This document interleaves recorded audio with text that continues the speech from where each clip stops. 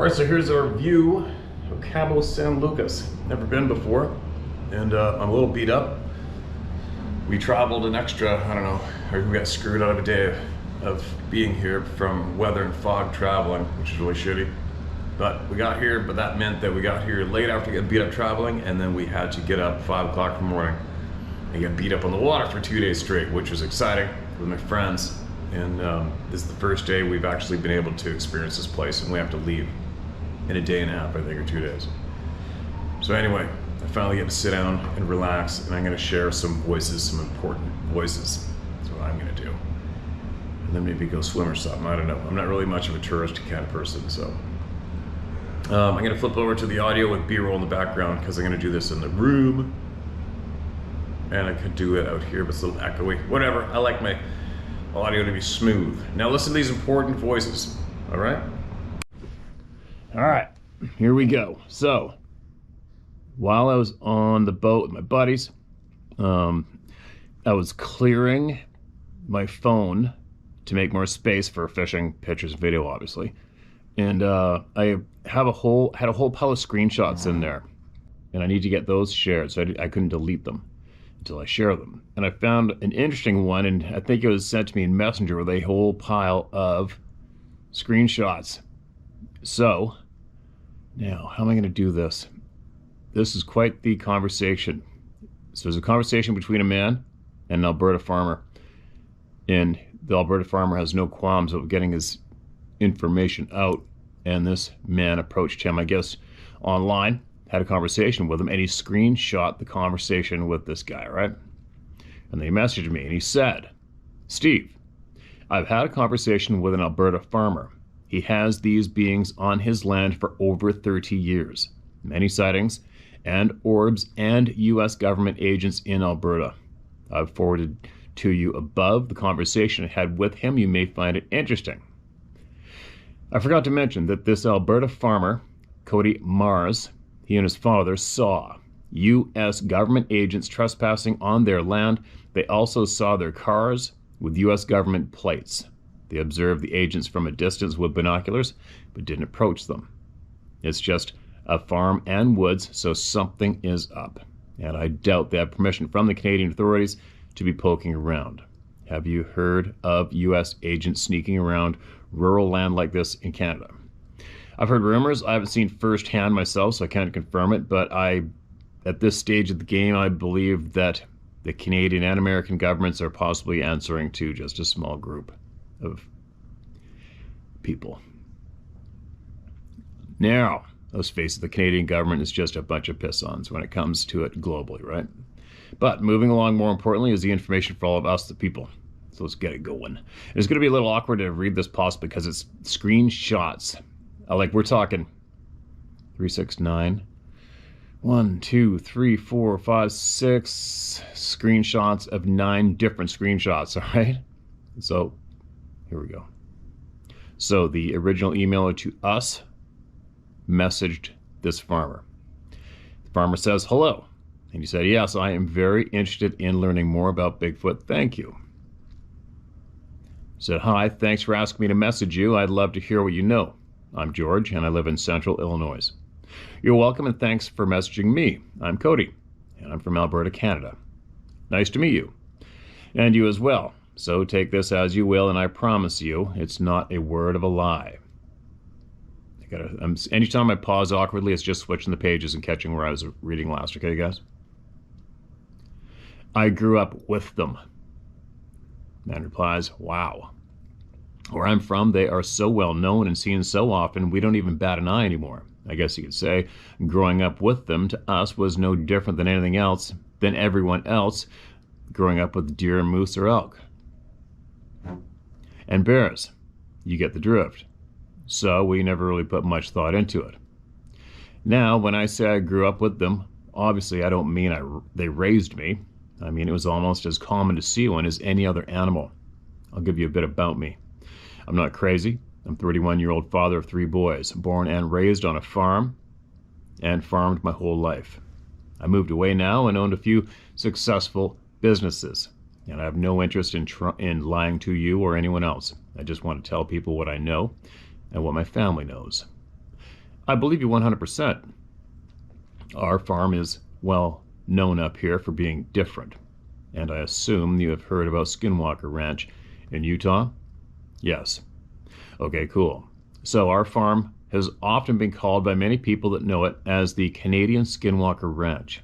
We have lots of weird happenings almost on the daily, from UFOs and orbs to weird phenomenon like apparitions and other interesting things like that.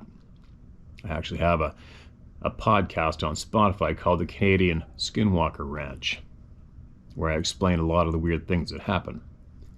I'd love to listen to your podcast. I'm absolutely fascinated by this topic and your story. I don't think growing up we really put too much thought on Bigfoot or what it was, other than it was an undiscovered primate, as do many other people. Please feel free to listen to it. It's difficult to share this information. All my friends think I'm insane, but I've heard so many true stories that I know this phenomenon is real.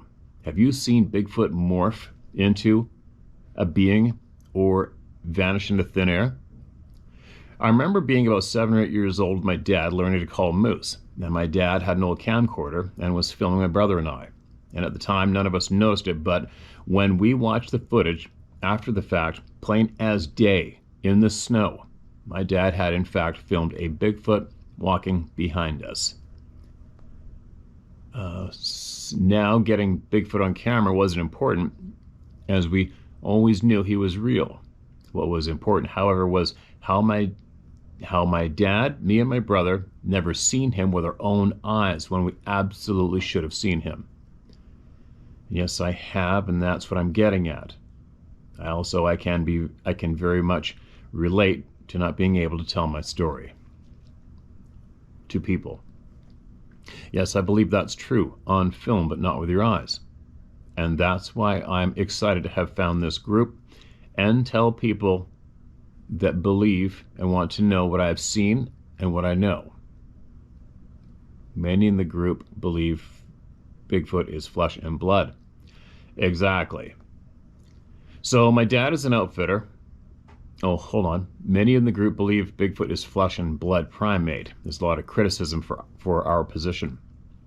So my dad is an outfitter and is one of the top rated guides in all of Canada guiding Americans and other people. So he has always been very quick to notice animals and tracks and whatnot. So him not seeing this while filming us when it was so obviously not far, got him curious as to why. Would you consider posting the video to the group? I agree, George. I also believe he is flesh and blood, but there is something peculiar for sure. It's possible he has a real body, but also interdimensional. I could accept that. I wish I could. Unfortunately, this is what sucks, that I can't prove this, but that video was almost 25 years ago and on an old camcorder we cannot find. And I know how that sounds, trust me. But here's the thing, okay? We started to get very interested in what it is. Our farm, like I said, has always had weird occurrences, and we noticed a pattern. When we seen a lot of UFO activity, you could guarantee in a few days we would find tracks, hear them talking in the woods, and they would make their presence very well known. Many sounds? Oh, he said, so he asked, scary sounds? And then he replied, when we stopped seeing the lights in the sky, we stopped hearing them. We stopped seeing them until we saw the lights. Sometimes for weeks, sometimes months, but I promise you, when we saw the lights or UFO again, we saw them soon after. I've read this happening to others as well. I would not say scary as in demonic, but very, very strange, and I guess scary for the first time you've heard them. What do you think they might be? I'll tell you, trust me. Okay. I won't tell you who, but my dad did guide an NFL player about 15 years ago. And that man was about 6'6", 300 pounds, and wasn't afraid of anything. But when he heard them, he was scared. He very much left a believer. He was sitting in a tree stand alone one night when he saw the lights. When my dad went to get him, he said he didn't want to, got to flip the page. He didn't want to sound crazy, but he had seen lights and he was very worried we would take him for crazy. We told him no, but we didn't want to say too much naturally, so we changed the subject. We had him on a tree stand. Then the next night, he radioed us, very freaked out, and he asked if we could come and get him. I won't tell you who, but my dad did guide in. Same page. Sorry. When my dad went to get him, he said he didn't want to sound crazy, but he had seen lights and he was very worried. Okay, sorry. He screenshot this a couple times. We'll get there. We had a tree stand, and he asked if we could come and get him. He was so afraid to move, so we did. I'm glad you're sharing this with me. It confirms my belief in them. We heard them too, so we explained, and he said he never ever believed in it, but he was now a believer, but refused to hunt there again, but instead wanted to learn about what we knew, so we explained everything. Keep in mind, he paid a lot of money to hunt there, but was so fascinated by it all that he said, forget the hunting. What we told him and showed him was worth every dollar he spent. You're welcome, George. Thanks for listening to me. I believe whatever they are. And then George said, I know you're telling the truth. The sincerity come through in your messages. Then the farmer said, they are related to the lights in the sky. We have followed tracks for miles right to a tree, and then they just stop without damage to the trees, just like they were plucked up right there. I appreciate it. Everything I'm telling you is God's honest truth. But I will say this, we have found their droppings, if you will, and that's what always made us go, okay, they are flesh and blood, at least in one way or another. George said, okay. Farmer said, but they don't defecate like known primates. It's only a substance, almost a tar. We followed tracks and clearly found spots where they stopped to do their business as evidenced by their tracks and left behind a tarry black goo. Scientists would like to study that. Has anyone ever made that available for study? Well, my dad has always been worried about that because he relies heavily on people coming to hunt, and he has feared the people he wants to come will be afraid, too afraid, or think he's crazy. And on another hand, the believers will turn it into a cesspool and make a big scene. I'd imagine your family wants to keep things private, I agree. He's a very private person and has gone very far out of his way to remove evidence. Yes, exactly. I respect that decision. I guess in my youth, I never understood why until I got older, and then I did. We're having a problem in the States with up to 1,400 persons missing from our national parks each year. No trace. Yes, I've studied that a lot, and I'm very into the 411 cases. They know something they are not telling the public. Is Canada having a problem too? Well, maybe not as bad, but people up here have disappeared without a trace. I used to camp alone in Ontario. I'll never do it again. I never saw anything, but I didn't know about this stuff back then. We had one elderly guy go missing for a few years just north of our farm, actually on land that my grandfather had given his mom and my dad in the 40s. He was, as they all were, very aware of the Bigfoots and light and strange phenomena. When he disappeared, we, along with the police and search and rescue, searched for him for months.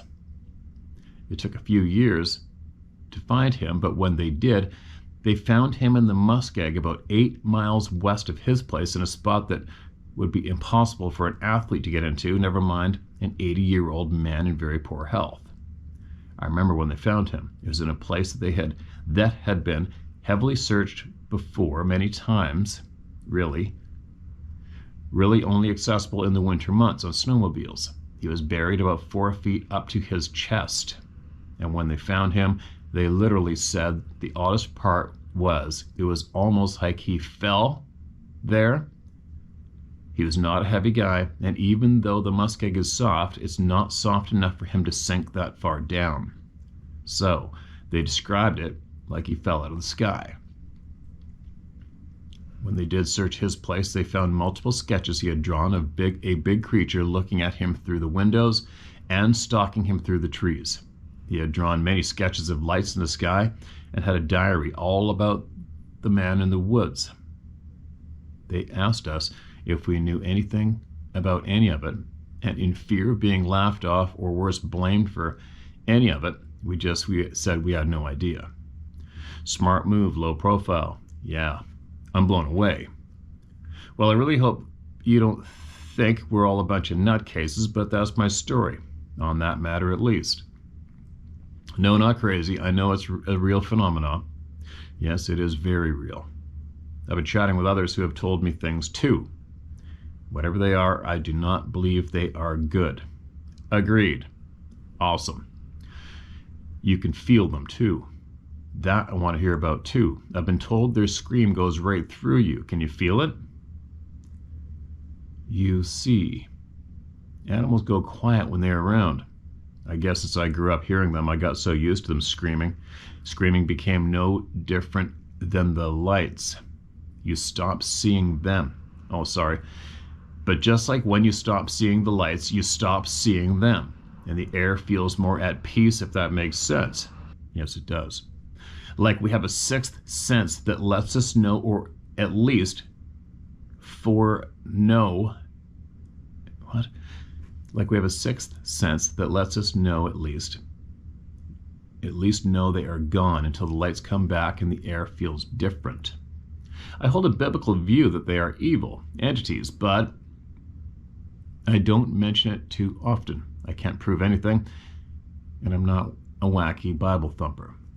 I totally understand that for sure. The NFL player I referenced was a very religious man, and he constantly referred to them as demons. Many Americans are religious, some extremely so, and gives Christianity a bad name. We have a messed up country for such a religious bunch. The farmer replied, "We watched one time out our window east of the house, and our dog Patty took off in that direction. We tried to stop him and call him back, and he never did. I'm sorry guys, it's just awkward. These are screenshots they're not clear. Our dog Patty took off in that direction. We tried to stop him and call him back, and never ever did we ever find anything from him or of him again. Canada is very like that too, trust me. Are Canadians religious as Americans are?" Oh, that's when he said, Canada is very like that too, trust me. Okay, and yes, I would say so. My grandparents were very, very religious, and they often said, the Bible says we should not be seeing and feeling what we are. The lights, the ghosts, the orbs, the woods, people, but we are seeing them, and they never could explain it. We love our farm. It will be in our family until the end of days. My dad lives here alone. My grandma just passed last year, and so he's alone out there. Has he ever expressed being scared to be there alone? He's a big man and a strong man. He's implied before a fear, of course, but he refuses to leave. He's had lots of things happen, but his will is incredible. I will say I've always lived in a town. Even though I live in a farming state, I won't go to the woods alone anymore, never at night. But I will say this, his mental health has been greatly affected. I don't blame you at all, trust me. So when you listen to my podcast, I do talk about the NFL player, and I call him Dean Berg. I thought maybe I should face my fear and go hiking alone at nights in the woods, overcome fear by doing it. Then I always say, hell no. I had to give him a name, and I did not want to say he was an NFL player, as I don't like to say too much. I respect his privacy. I never venture too far at nights. I googled cryptid creatures and was astounded to learn almost every nation on Earth has some form of these creatures unknown, but many sightings. Yeah. Oh, sorry. Yeah, and it's something. He missed a screenshot there. George, this farmer says, George, it's every. Oh, there's a bunch of typos. This is a difficult one to read, you guys, but I hope we get the gist of it. George, it's very interesting, isn't it? We're in Canada, and we do not have Apache helicopters here, but we have had them flying low at our farm. We know the military knows something about our farm. We know they know. I'm not saying we've had the men in black or anything, but we have had very odd men in all black and black vehicles photographing our property often. Same as Skinwalker Ranch. The U.S. government looked into it. I wonder if U.S. military got permission to cross the border. And I doubt it. They won't let us approach them. They take off as soon as they see us coming. I'm honestly not sure who they are or what is happening, but as far as my dad remembers, it's been that way his whole life, and he's 52 now. Strange they would show up in a noisy helicopter. They were not being secretive in any way. That has stumped us as well. Why advertise the fact you're here? Our military has a John Wayne attitude. I assume since no one would believe us anyways, and yes they do. So you can see the replies are back and forth or aren't completely perfectly in unison, but we're getting it. When I was probably 17 or 18, it was night and we were watching TV. It was a beautiful clear summer night and the stars were out since there is no city lights to block the view, and we heard a chopper very close to our house. So curiously, we stepped out to see. And what we saw will sound nuts, but we saw a huge ship flying above us, blocking out all the stars, flying silently and moderately fast above our house, and I'd say with probably at least 10 military helicopters chasing it. I think was a few days after this when the Apache started flying over our farm. It scared my dad so bad about what was happening that he kept us in the house for days, and that was something my dad never did before. The nearest town from us is over 45 minutes away. The nearest city, it's 2 hours. That's very remote. I have not heard of the Bledsoe family. That's Alberta for you. We have less people in our whole province than some cities alone in the USA. Well, George, I appreciate you taking the time to listen. And then George replied, my understanding from all the reading I've done is the military is concerned about UFOs. They do research and chase them. Also, the U.S. military has extremely advanced craft that appear to be UFOs. It's confusing what we're seeing. We have a lot going on here too. I've been chatting with another man from Canada, and he said there is a hot spot of activity near him. I'll look for his message and let you know. The Bledsoe family is an American family who have a farm with the activity like you have. Google Chris Bledsoe, UFO, also YouTube. Canada is a hotspot because I feel our population is so low and a lot of our country is so remote. There's so many stories I have from our place I'd love to tell you. And it sounds good. I will check them out. It feels good to tell this to other people that actually believe it. Okay, well, talk again. I'd love to hear your stories. Sounds good. You have a good night and good chatting. Thanks for listening. And hey, George, I have a lot of people wanting to hear my story. I'm way too lazy to write this out again, so I'm going to copy and paste all this from our conversation. Just a heads up, I will not include anything you said. Okay, thank you. It's amazing. And there you go. End of story, end of conversation that was shared with all of us. So, I know there's a lot of people out there that claim to have seen these dudes, these military or government type individuals by their descriptions, right? The black shit, the black vehicles, blah, blah, blah. I'd have a tough time not videotaping them myself or driving up to them myself. That's just me. And I know there's a lot of other people who have reported seeing these guys.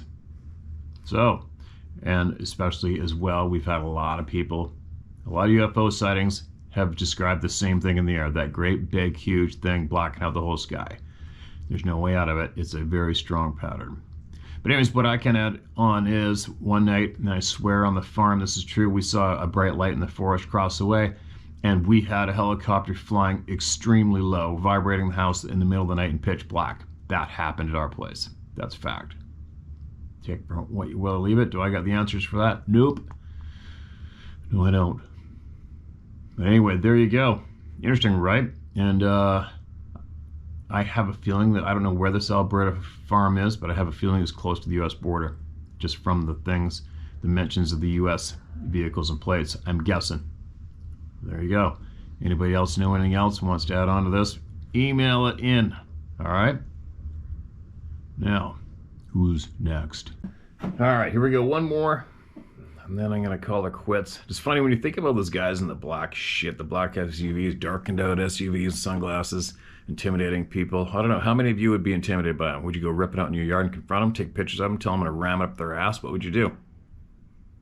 I'm starting to get a bit of an attitude later in life. I don't really care. I think I'd go up and say something and videotape the shit out of them. All right, here we go. Steve. Okay, this came in 2020. Slight chance may have been read, but who knows? There's only about 250,000 new people here since then. I've been watching your videos for a while now. I like what you're doing. I also like and respect your "do I look like I give an F" attitude. I'm a retired deputy sheriff, former Marine, and also served in the Army Reserve. I have a very similar attitude. I also ran a, quote, mom and pop, end quote, outfitting business here in Florida for 10 years. We provided hunts for wild hog, turkeys, occasional deer hunts, gators, exotics, and bow fishing. I've seen some pretty gnarly swamp and done my share of stupid shit over the years. In late 2016, I was hog hunting in Central Florida in a pretty gnarly location. I've been in there before. It was always creepy because everything down here will try to eat you, and most times in that area you can only see 5 or 10 feet in any direction. On several occasions I had to use my bow to move water moccasins out of the way and find a path around a decent gator that wasn't interested in discussing who had the right of way. I made my way to a marshy clearing about a half a mile into the swamp and found hog sign. I set my climber in a 25 to 30 foot pine tree. I was just high enough to see the clearing and have cover around me, about 12 feet off the ground. I was in the stand by early afternoon and intended to sit until dark when the hogs are most active in our area.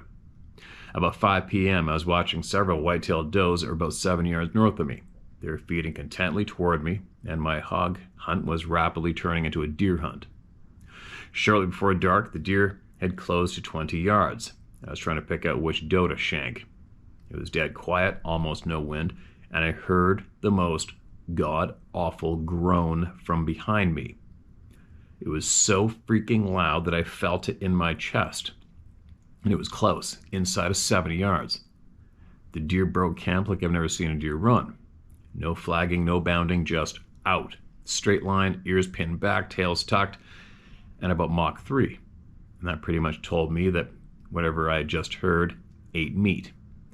Technically, in my current location, armed with only a longbow and 3 arrows, I felt like I was right in that meat group.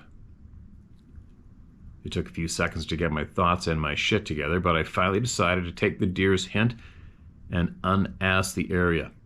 When I got to the ground, it was dark. I took my day pack and my bow, leaving my stand and hangers on the tree. The groan was to my south, and my truck was kind of northeast. I've been walking about 3 minutes and heard and felt the groaning sound behind me again. That's when shit got real for me.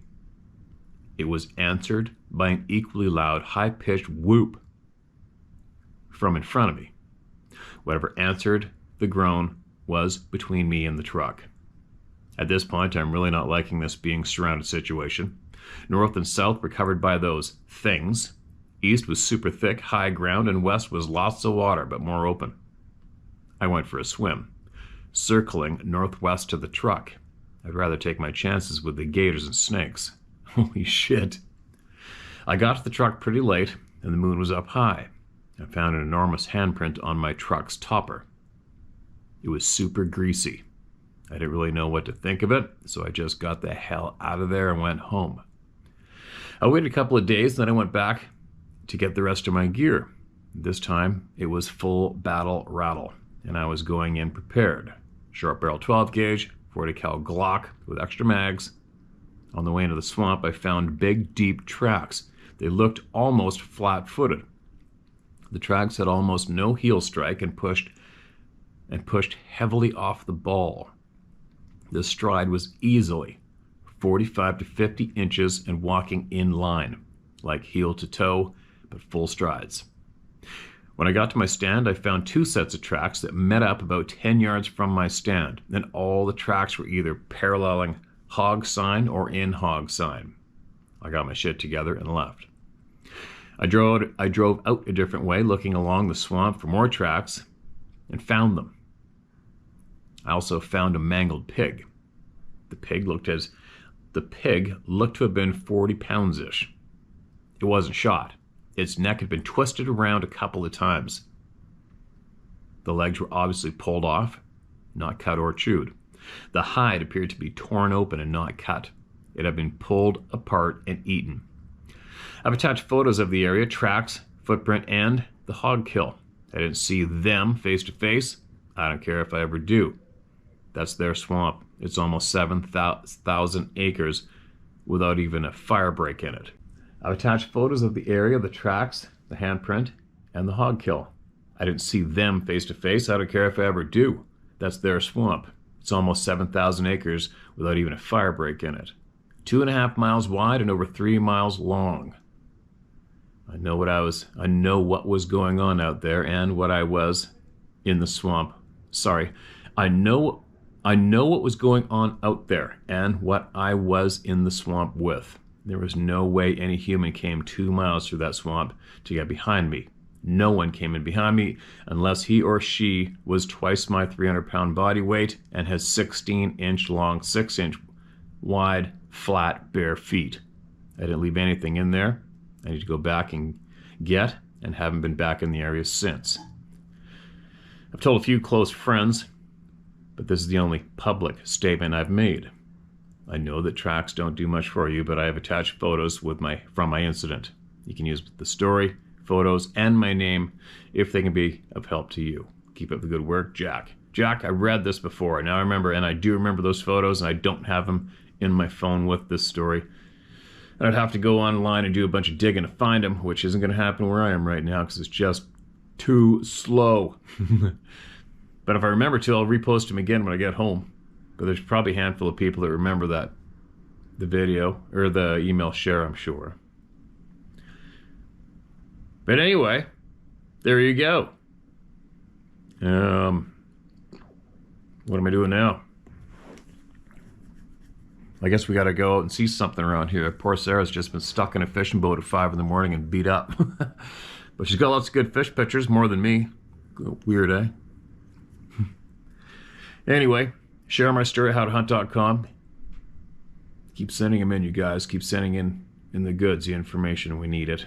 The truth. Share my story at howtohunt.com. And also, Dr. Melba Ketchum's conversation with me is still available. It's in the members category on the channel. And Sarah's still selling the lucky hats. And they seem to be juiced up with luck down here still. That's on the howtohuntstore.com. And I'll be back with more voices shortly.